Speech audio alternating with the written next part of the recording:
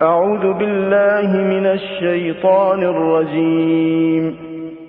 بسم الله الرحمن الرحيم.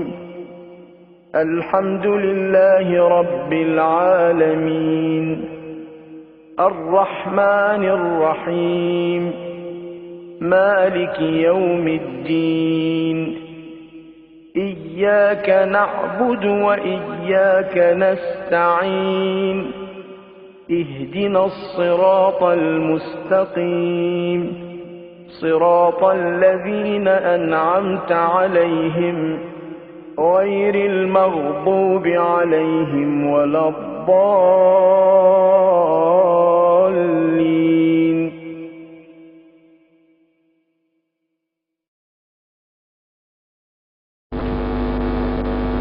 أعوذ بالله من الشيطان اللعين الرجيم. بسم الله الرحمن الرحيم. الحمد لله الملك الحق المبين وهو رب العالمين وأحسن الخالقين، والصلاة والسلام على سيد الأنبياء وأشرف المرسلين سيدنا المؤيد بشيرنا المسدد نذيرنا المجدد المصطفى الأمجد والمحمود الأحمد أبي القاسم محمد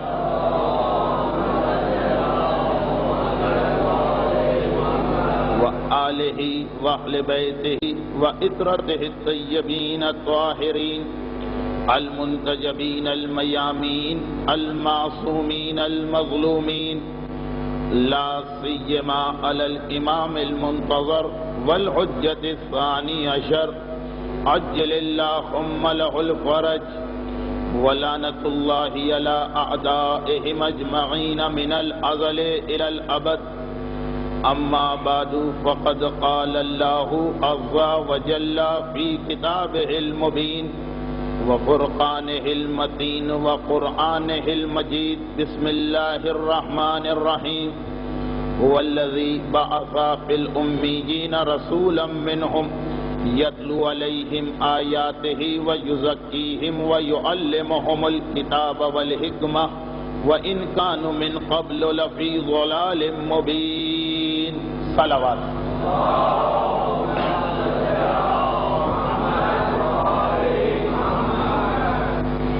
سورہ مبارکہ جمعہ کی اس آیت کی روشنی میں ہمارا اصل عنوان تو شان رسالت ہے،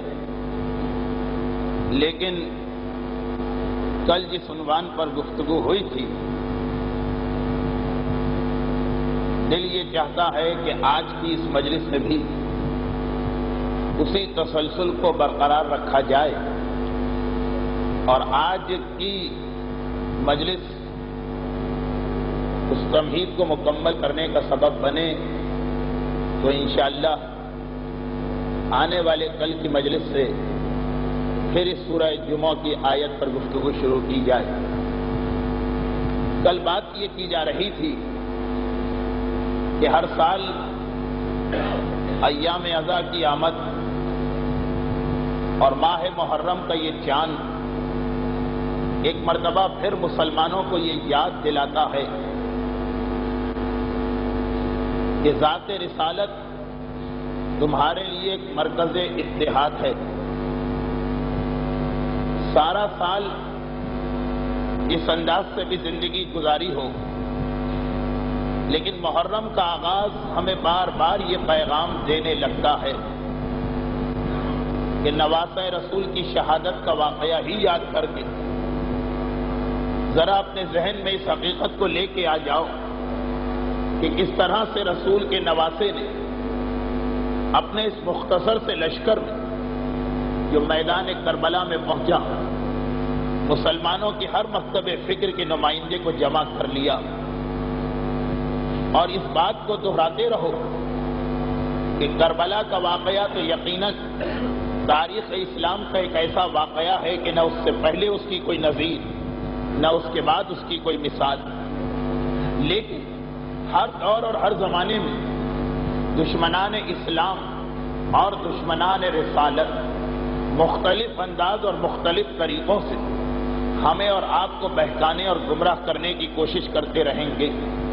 خصوصیت کے ساتھ آج کا یہ زمانہ کہ جب روس کے کمیونزم کی ناکامی کے بعد ساری مغربی دنیا نے مسلمانوں کو اپنا واحد حریف اور دشمن سمجھ لیا، اور ہر لمحے ان کی یہ کوشش ہے کہ جس طرح سے انہوں نے کمیونزم کا نام و نشان مٹا کر اسے عجائب گھر یا میوزیم کی یادگار بنا دیا، اسی طرح سے اسلام کا بھی خاتمہ کر دیا جائے معاذ اللہ. لیکن ہمارے دشمن وہ گمراہ ہیں، وہ کافر ہیں، وہ مشرک ہیں، بے وقوف نہیں. مشرک ہونا الگ بات ہے، بے وقوف ہونا الگ. ان کے سامنے اسلام کی 1400 سال کی تاریخ ہے، اور انہیں پتا ہے کہ 1400 سال کی تاریخ یہ بتا رہی کہ باہر سے ہونے والا کوئی حملہ کبھی مسلمانوں کو نقصان نہیں پہنچا سکا.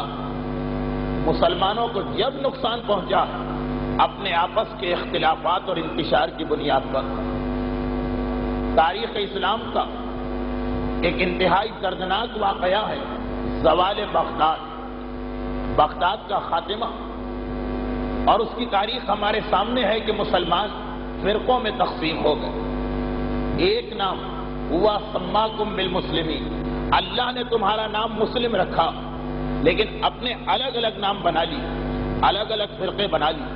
اور فرقے بھی ایسے کہ یہ دیکھنے کے باوجود کہ سامنے والا اللہ کی توحید کو مانتا، رسول کا کلمہ پڑھتا، قرآن کو خدا کی آخری کتاب تسلیم کر رہا، مگر پھر بھی جب دشمن اس پہ حملہ کرتا تو ہم اس لیے خوشی کے عالم میں اپنی جگہ بیٹھے رہتے ہیں کہ وہ ہے تو مخالف فرقے کا انسان.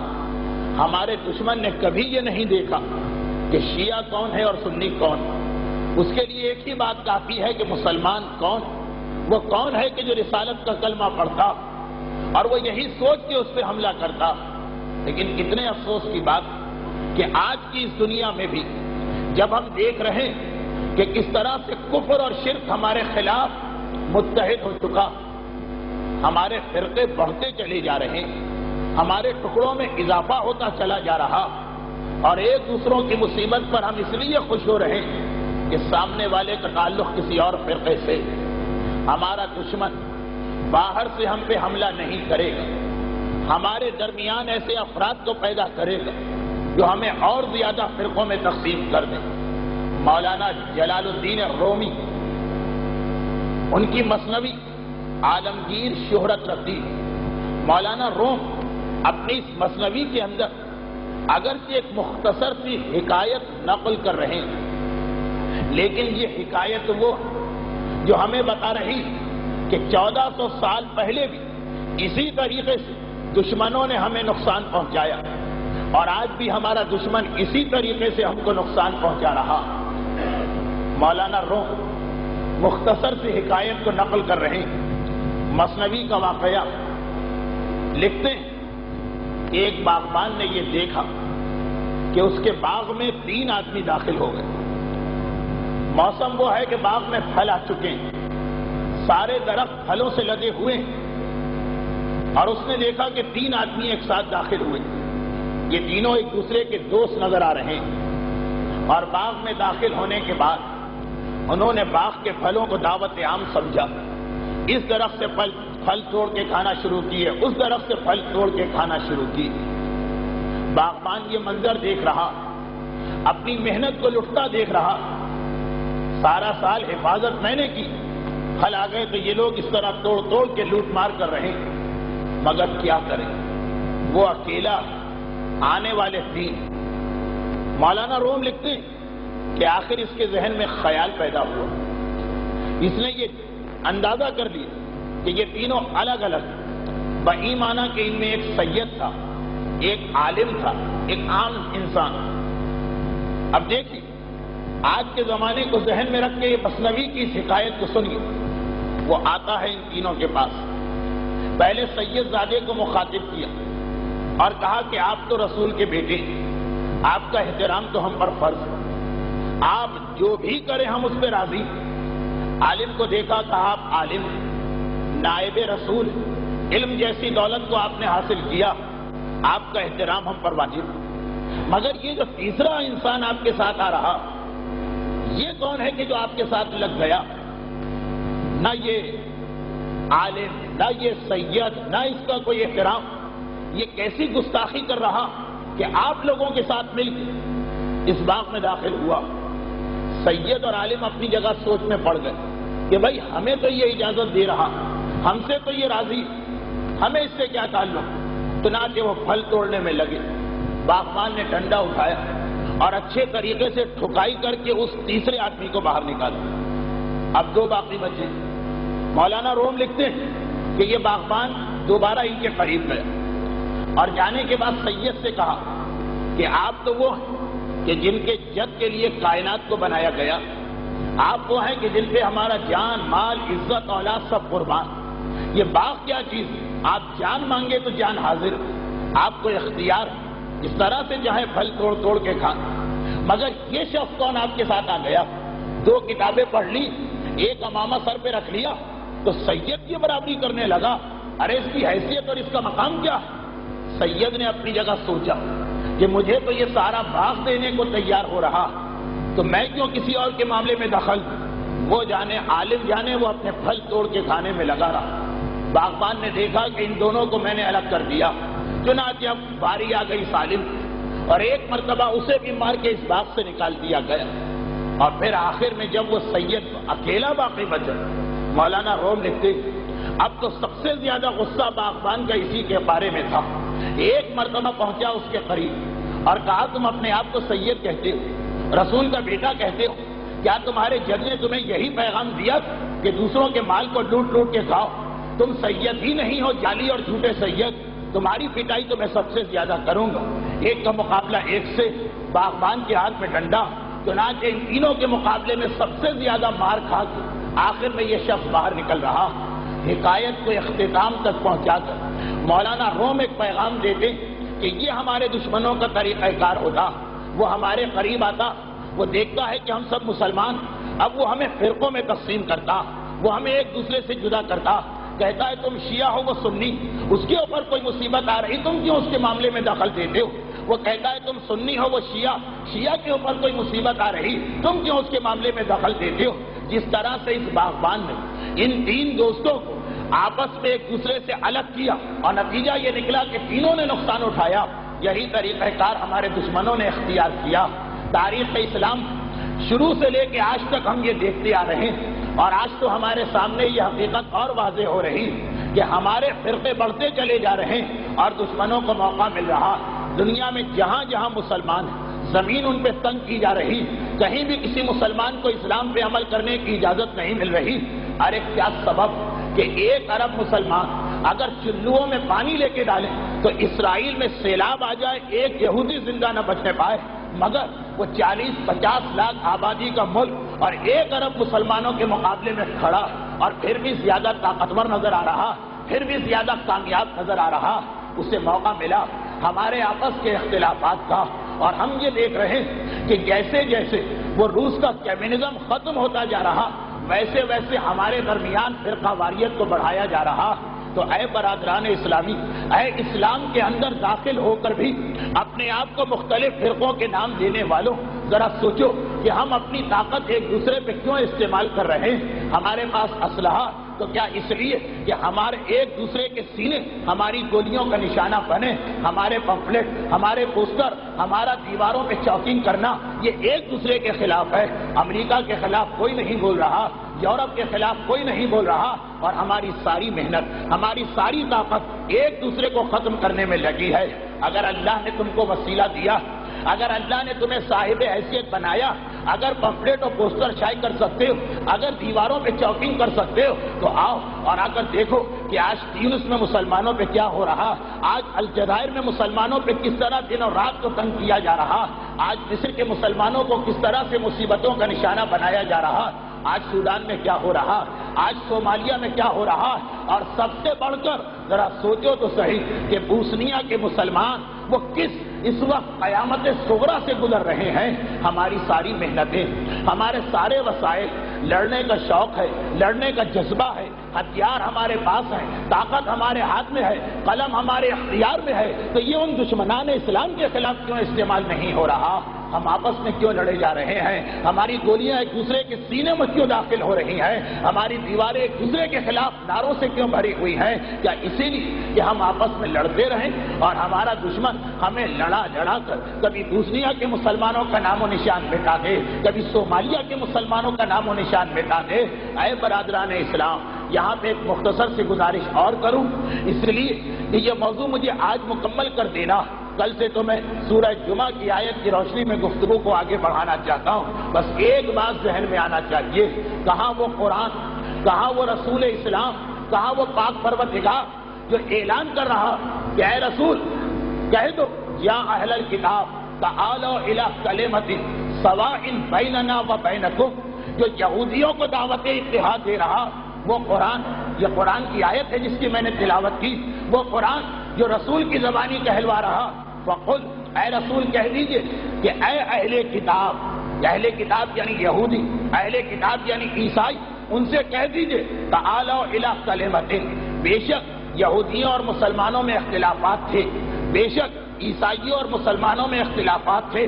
سب سے بڑا اختلاف یہ کہ نہ یہود اور نہ عیسائی ہمارے رسول کا کلمہ پڑھنے کو تیار نہیں، مگر قرآن کہہ رہا اے حبیب ان سے کہہ دیجیے تم رسالت کو نہیں مانتے، مگر ہمارے اور تمہارے درمیان اتحاد کا ایک طریقہ تو ہے، تعالوا الی کلمۃ، اس کلمے پہ آ جاؤ، سواء بیننا و بینکم، جسے ہم بھی مانتے ہیں، جسے تم بھی مانتے ہو، یعنی خدا ایک ہے، عبادت اسی کی کرنا ہے. خالی توحید اگر اتحاد کا ذریعہ بن سکتی ہے مسلمان اور یہودی کے درمیان، مسلمان اور عیسائی کے درمیان، تو ہم مسلمان تو چاہے کتنے ہی فرقوں میں تقسیم کیوں نہ ہو جائیں، ہمارے پاس توحید بھی ہے، رسالت رسول بھی الحمدللہ، تمام مسلمان فرقوں میں ایک مرکز اتحاد ہے. قرآن ہمارے پاس، قبلہ ہمارے پاس، جو اسلام فقط توحید کے نظریے کی بنیاد پر یہودیوں اور عیسائیوں کو بلا کے کہہ رہا ہے کہ آؤ اتحاد کرو، کیا وہ قرآن، کیا وہ خدا، کیا وہ رسول اب ان مسلمانوں کے اس طرز عمل سے راضی ہوگا؟ اور اس کا نقصان کیا، اس کا نتیجہ کیا؟ ہماری محنتیں ایک دوسرے کے خلاف، ہمارے ہتھیار ایک دوسرے کے خلاف، ہماری کوششیں ایک دوسرے کے خلاف، اور اسلام کو خاتمہ کیا جا رہا. بوسنیا کے علاقے میں جا کے دیکھیے، آپ کی عزتیں سلامت ہیں، آپ کی جانیں محفوظ ہیں، آپ کی اولاد محفوظ ہے، اس لیے غافل نہ ہوئیے گا، وہ بھی ہمارے ہی کلمہ گو بھائی ہیں. ان کا جرم کیا؟ یورپ ان کے پیچھے کیوں پڑا؟ امریکہ ان کا خاتمہ کیوں کرنا چاہ رہا؟ بوسنیا کے مسلمان آخر کیا بات؟ صرف یہی بات کہ وہ اپنے آپ کو مسلمان کیوں کہتے ہیں. اور یہاں پہ جو آخری بات مجھے عرض کرنا وہ یہ کہ ہمارے بعض جوشیلے نوجوان اور بعض بزرگ ایک غلط فہمی میں مبتلا ہو گئے، نہ انہوں نے تاریخ پڑھی ہے اور نہ وہ آج کل کے حالات کو سمجھ رہے ہیں. وہ یہ سمجھتے ہیں کہ اس وقت جو دنیا یا دنیا نہ صحیح تو ہمارے علاقے میں صاحبان ایمان پر جو ایک مشکلات کا وقت آ رہا، وہ سمجھتے ہیں کہ اس کی ذمہ داری ایران کے اسلامی انقلاب پہ عائد ہوتی. چنانچہ بار بار یہی الزام یورپ اور امریکہ کے نشریاتی ادارے بھی لگا رہے ہیں کہ ایران والوں نے لوگوں کو انقلابی بنا دیا، بنیاد پرست بنا دیا، عجیب عجیب نئے نئے لفظ اور اصطلاحات مسلمانوں کے خلاف استعمال کی جا رہی. تصور یہی دیا جا رہا کہ ایران کی وجہ سے ایک ایسا انقلاب آ گیا کہ ساری دنیا کا امن اور پیس درہم برہم ہو کے رہ گیا. اور یہی سبب کہ آج ہر داڑھی والے نوجوان کو شک کی نگاہ سے دیکھا جاتا.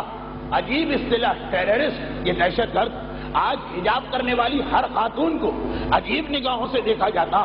اور بار بار ہمیں یہ یاد دلایا جا رہا کہ یہ انقلاب سبب بنا کہ دنیا تمہاری دشمن ہو رہی. اگر انقلاب کا مسئلہ نہ ہوتا، خالی نماز روزے کی بات ہوتی، تو نہ یورپ کو کوئی اعتراض، نہ امریکہ کو کوئی اعتراض. اور ہمارے پاس نوجوان، ہمارے پاس بزرگ اس بات کو مان بھی لیتے ہیں اور سمجھتے ہیں کہ ہماری مشکلات کا سبب ایران کا یہ عظیم انقلاب.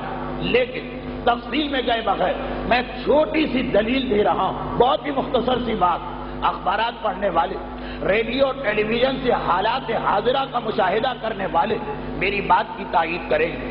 بوسنیا کے مسلمانوں پہ جو مظالم ہو رہے ہیں، مجھے یاد ہے سال گزشتہ یورپ میں ایک شہر میں مجالس پڑھنے کے لیے گیا ہوا تھا، اور وہاں یہ اعلان کیا گیا کہ بوسنیا سے ایک ویڈیو کیسٹ آیا اور اس میں کچھ وہاں کے مظالم دکھائے گئے۔ وہ 30 منٹ کی چھوٹی سی فلم تھی، مگر درمیان میں ہی اس فلم کو روک دینا پڑا، اس لیے کہ خالی جو لوگ دیکھ رہے ان میں سے بہت روتے روتے فش کھا کے گر پڑے اور بے ہوش ہو گئے۔ یہاں تک خطرہ ہو گیا کہ کہیں ایسا نہ ہو کہ کوئی انسان اس دنیا سے رخصت ہو جائے۔ فوراً اس ویڈیو کیسٹ کو نکالا گیا، فوراً اس فلم کو بند کیا گیا۔ وہ مناظر کہ کس طرح حاملہ عورتوں کے شکم چاک کیے جا رہے ہیں، 4 مہینے کے بچے نکال کر نیزوں پہ اچھالے جا رہے ہیں، ماں کو ان کے بچوں کا خون پینے پہ مجبور کیا جا رہا اور گوشت کھانے پہ مجبور کیا جا رہا۔ یہ سارے مناظر یہ خالی دیکھنے والا برداشت نہ کر سکا، مگر جن پہ گزر رہی، ذرا سوچئے تو صحیح آخر کیوں، اور جن پہ گزر رہی وہ کون لوگ۔ بس یہ میرے آخری جملے ہیں، میں آپ کو زیادہ زحمت میں نہیں ڈالنا چاہتا۔ جن پہ گزر رہی ہے، کیوں گزر رہی؟ بوسنیا کے مسلمانوں کا قصور کیا؟ بوسنیا کے مسلمان تو وہ کہ آج جو مغربی دنیا ہم سے کہتی ہے کہ تم لوگ کچھ زیادہ مذہبی ہو گئے ہو، تم لوگ بنیاد پرست مسلمان، تم لوگ یہ فنڈامنٹلسٹ ہو، اس لیے ہم تمہارے خلاف ہیں۔ تو یاد رکھیے، یورپ اور امریکہ کو جو بہترین مسلمان چاہیے ان کے پوائنٹ آف ویو سے، وہ بوسنیا کے مسلمان تھے، خالی نام کے مسلمان۔ 70 سال سے وہاں پہ کمیونزم، وہاں بزرگوں کے پاس اسلام ہوگا، اب تو تیسری اور چوتھی نسل چل رہی جنہیں صرف ایک چیز ملی ہے اپنے بزرگوں سے، اور وہ ہے اسلامی نام۔ صرف ان کا نام مسلمانوں جیسا، اور وہ بھی پورا نہیں، پابندی ہے وہاں پر آدھا نام مسلمانوں جیسا رکھ سکتے ہو، لیکن آدھا نام کافروں جیسا رکھنا پڑے گا۔ فقط ان کے پاس آدھا مسلمانوں جیسا نام۔ نماز وہ جانتے ہی نہیں نماز کیا چیز، روزہ انہیں پتا ہی نہیں کہ روزہ کیا چیز، حجاب ان کی عورت اسی طرح سے اسی لباس میں زندگی گزارتی، اس لباس میں سارے یورپ کی کافر عورتیں زندگی گزارتی۔ داڑھی تصور ہی نہیں، شراب وہ پیے، سور کا گوشت وہ کھائیں، نجاست طہارت کا ان کے پاس کوئی تصور نہیں، وہ بیچارے ان تک دین پہنچا ہی نہیں، ان کا قصور نہیں۔ لیکن میں یہ عرض کر رہا کہ حتیٰ یہ کہ انہیں کلمہ تک نہیں آتا، اگر ان سے لا الہ الا اللہ پڑھوائیے تو وہ بھی نہیں آتا۔ اس سب کے باوجود دیکھیں، یورپ کہتا ہے نا کہ یہ داڑھی، یہ حجاب، یہ انقلاب، یہ ساری چیزوں کی وجہ سے ہم اسلام کے خلاف ہیں۔ تو بوسنیا کے مسلمان تو بالکل ویسے ہیں جیسے تم چاہتے ہو، حرام وہ کھائیں، واجبات ان کو نہیں پتا، محرمات سے وہ اپنے آپ کو نہ بچائیں، نام بھی ان کا آدھا مسلمانوں جیسا آدھا تمہارا جیسا۔ ایسا مسلمان بھی یورپ کو قبول نہیں، ایسے مسلمانوں کی بھی نسل کو ختم کرنا تو کتنا بڑا ہمیں اور آپ کو دھوکہ دینے کے لیے یہ سلوگن یا نعرہ بلند کیا گیا کہ جی ہمیں تو اختلاف فقط انقلابی فکر سے ہے، ہمیں تو اختلاف فقط بنیاد پرست مسلمانوں سے ہے۔ اگر مسلمان اپنے گھر کی 4 دیواری میں اسلام پر عمل کریں تو ہمیں کیا اعتراض ہے، ہم تو ان کا ساتھ دیں گے۔ لیکن بوسنیا کے واقعے نے بتا دیا یہ ہمیں ٹکڑے ٹکڑے کیا جا رہا، یہ ہمارے درمیان 2 فرقے بنائے جا رہے ہیں، یہ بنیاد پرست مسلمان ہے، وہ صلح پسند مسلمان ہے، فقط اس لیے کہ آج اس کا خاتمہ کرو تو کل اس کی باری آنے والی ہے۔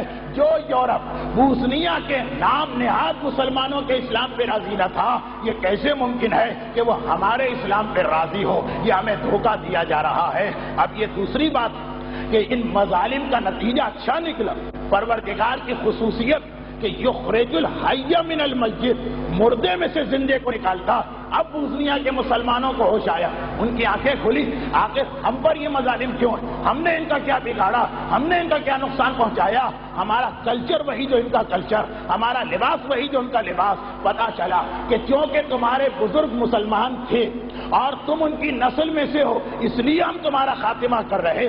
جب انہوں نے یہ سنا کہ اچھا مسلمان ہونے کے جرم میں ہمارا خاتمہ ہو رہا جبکہ ہم کو پتا ہی نہیں اسلام کیا، تو ذرا معلوم تو کرو کہ وہ اسلام ہے کیا جس کی وجہ سے ہم پہ مظالم ہو رہے ہیں۔ اور جب اسلام کی جانب گئے تو اب وہ ایسے پکے مسلمان بن گئے کہ ہم اور آپ نسلن بعد نسلن اپنے گھروں میں اسلام کو دیکھ رہے ہیں، پھر بھی وہ جذبہ ہمارے پاس نظر نہیں آ رہا۔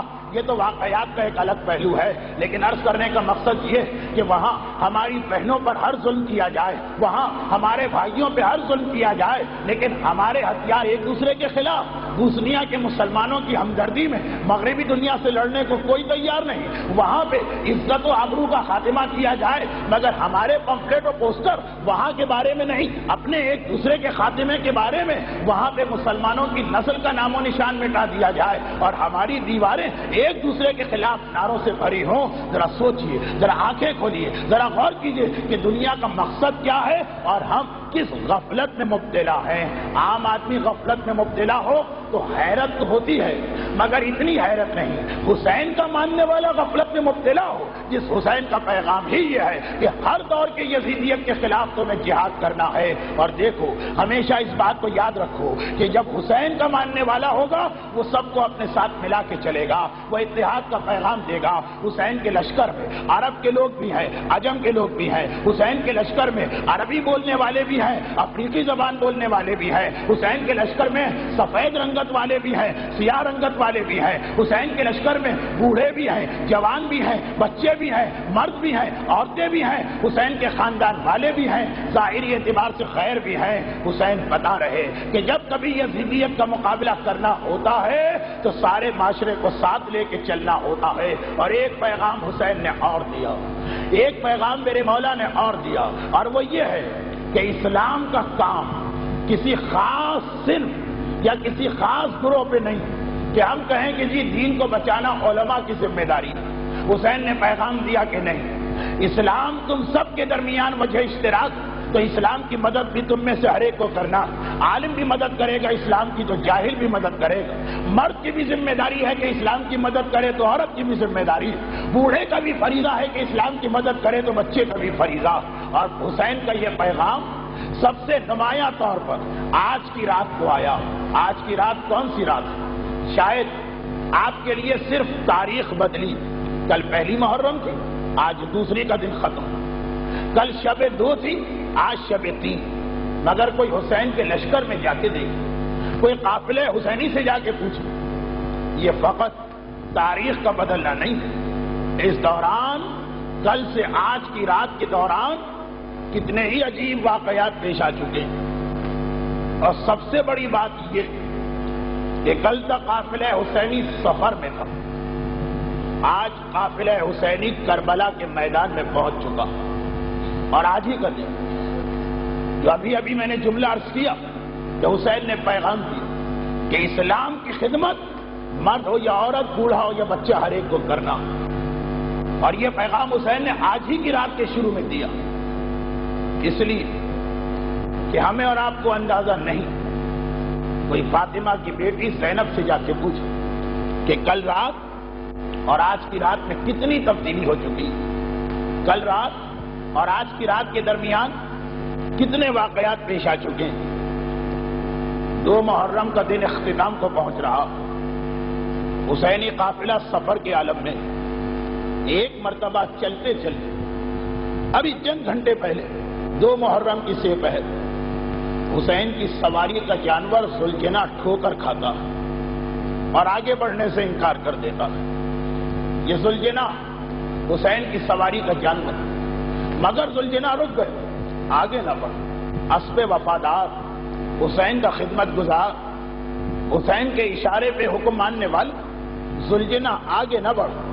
اور ارباب ازا، اگرچہ وقت سے پہلے کی بات لیکن کربلا کا تذکرہ ہے اس لیے یاد دلا دیا جائے، یہ ذوالجناح 2 ہی موقع ہم کو ایسے نظر آئے کہ حسین کہہ رہے ہیں کہ ذوالجناح آگے بڑھ، اور ذوالجناح آگے بڑھنے سے انکار کر رہا۔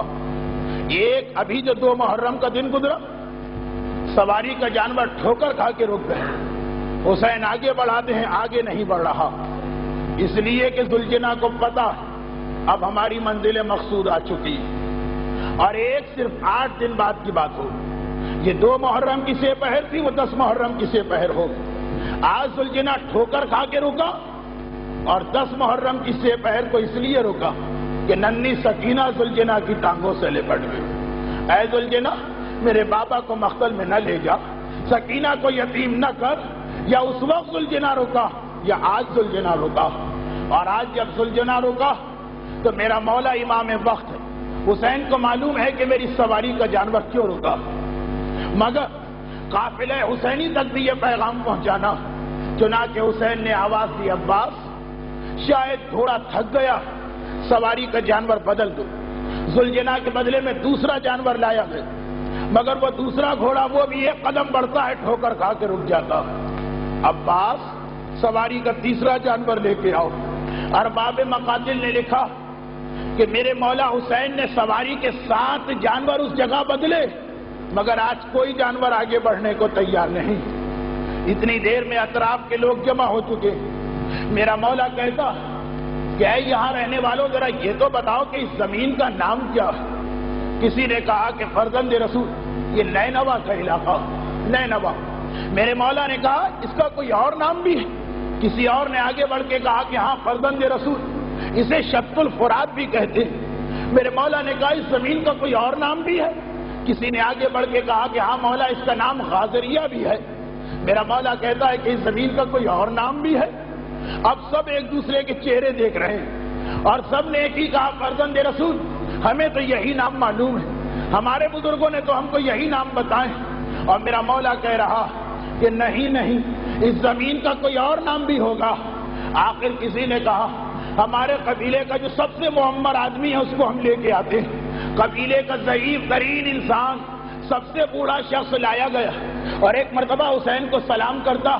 میرا مولا کہتا ہے تو نے اس زمین کا کوئی اور نام بھی سنا؟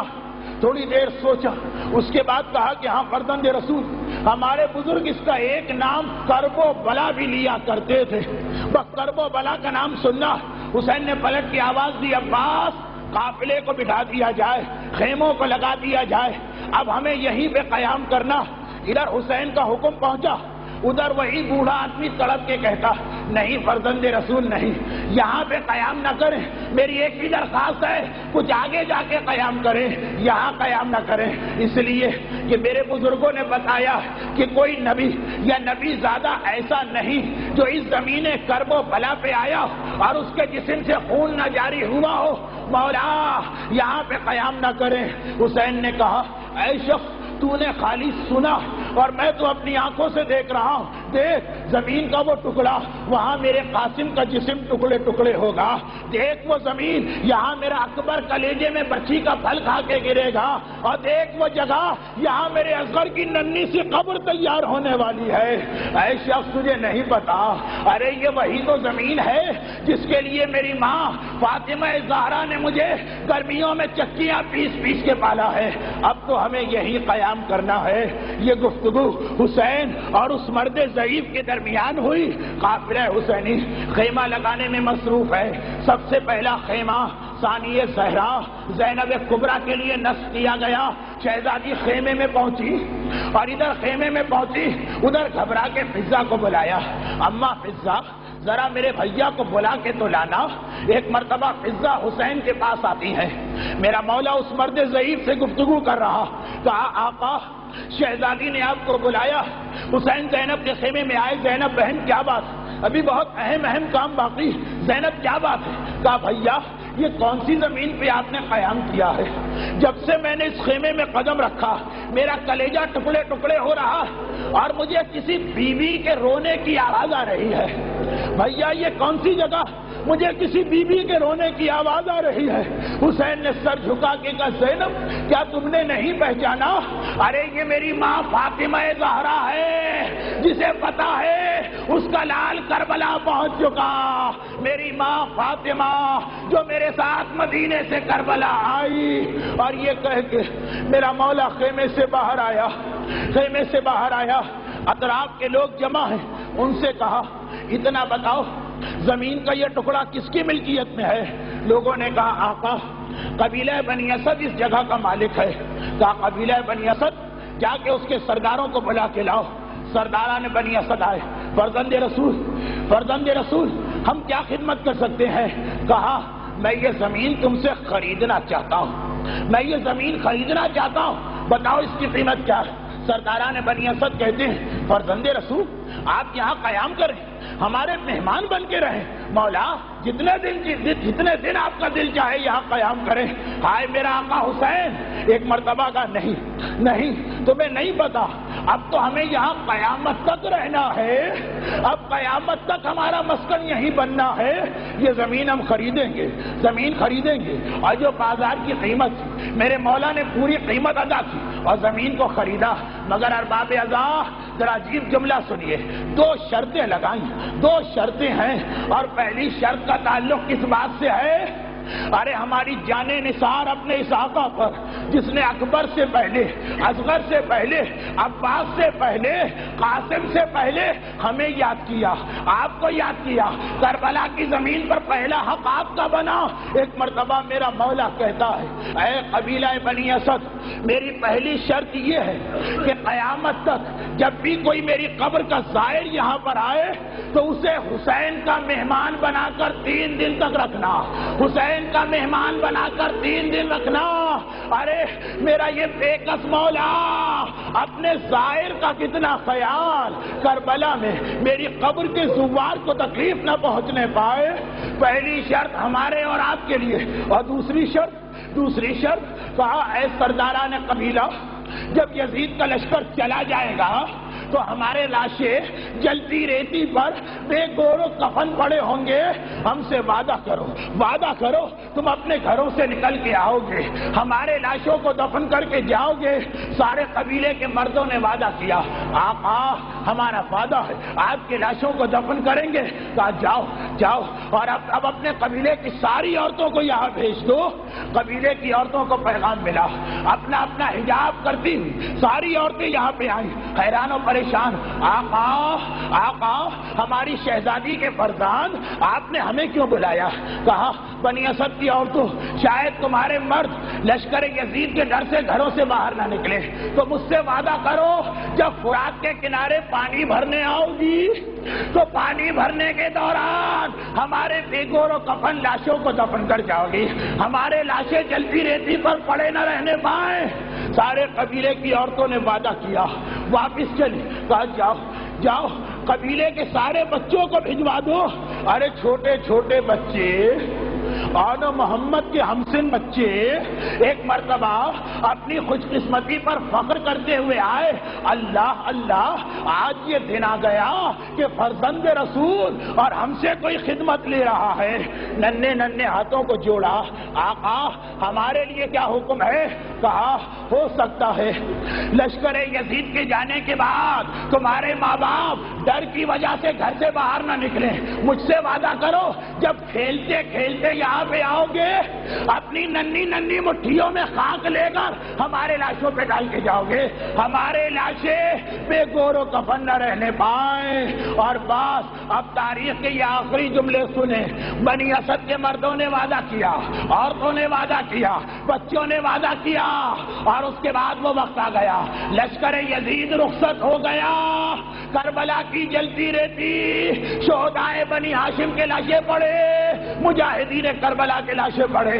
ایک مرتبہ بنی اسد کے مرد گھروں سے باہر نکلے. عورتوں نے دیکھا بیلچی اور کدال لے کے جا رہے ہیں. ایک مرتبہ کہا کہاں جا رہے ہو؟ کہا آقا حسین وعدہ لے کے گئے تھے لاشوں کو دفن کرنے جا رہے ہیں. عورتوں نے سنا جلدی سروں پہ چادر کو ڈالا. حسین کا وعدہ ہم سے بھی تھا، آقا نے ہم سے بھی وعدہ لیا تھا ہم بھی چلیں گے. عورتیں تیار ہوں. بچوں نے دیکھا دوڑ کے آئے، ماں باپ کے دامن سے لپٹ گئے. ہمارا آقا ہم سے بھی وعدہ لے کر گیا تھا ہم بھی جائیں گے. سارا قبیلہ بنی اسد کربلا کے میدان میں پہنچا. جلتی ریتی پر لاشیں ہیں لیکن اب قبیلہ بنی اسد پریشان. ارے لاشیں کیسے اٹھائے جائیں؟ یہ تو پتا ہے یہ حسین کے ساتھیوں کے لاشیں ہیں مگر پتا نہیں چل رہا اصحاب کا لاشا کہاں ہے، خاندان کا لاشا کہاں ہے، حسین کا لاشا کہاں ہے. کیوں اور باب ادا پتا چلے تو کیسے چلے؟ پہچان یا چہرے سے ہوتی ہے یا لباس سے ہوتی ہے؟ یہ تو وہ لاشیں ہیں کہ سروں کو کاٹ کے نوکے نیزہ پہ بلند کیا گیا ہے، لباس کو لوٹ لیا گیا ہے. سردار پریشان. آخر کہا ایک ہی طریقہ، ایک بڑی قبر کو کھودا جائے، ایک ساتھ سارے لاشیں ڈال دیے جائیں تاکہ ہمارا وعدہ پورا ہو جائے.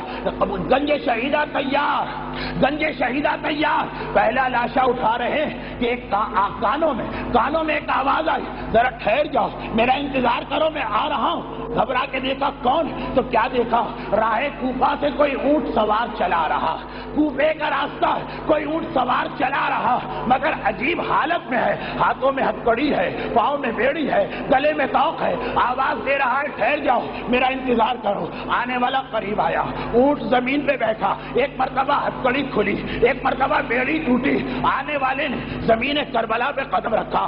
اے سردار بنی ہاشم، پریشان کیوں ہو؟ کہا حسین سے وعدہ تھا، لاشیں پہچانے نہیں جا رہے۔ کہا آؤ میرے ساتھ، میں بتاتا ہوں، یہ لاشا اٹھاؤ، یہ حبیب ابن مظاہر کا لاشا ہے، یہ لاشا اٹھاؤ، یہ مسلم ابن اوسجا کا لاشا ہے، یہ لاشا اٹھاؤ، یہ ہلال ابن نافع بجلی کا لاشا ہے۔ ایک ایک لاشے کے قریب جاتا ہے، آنے والا نام بتا کے لاشا اٹھواتا ہے۔ آخر میں ایک لاشا نظر آیا، آنے والا کمر پکڑ کے بیٹھ گیا۔ سردار نے پوچھا یہ کس کا لاشا؟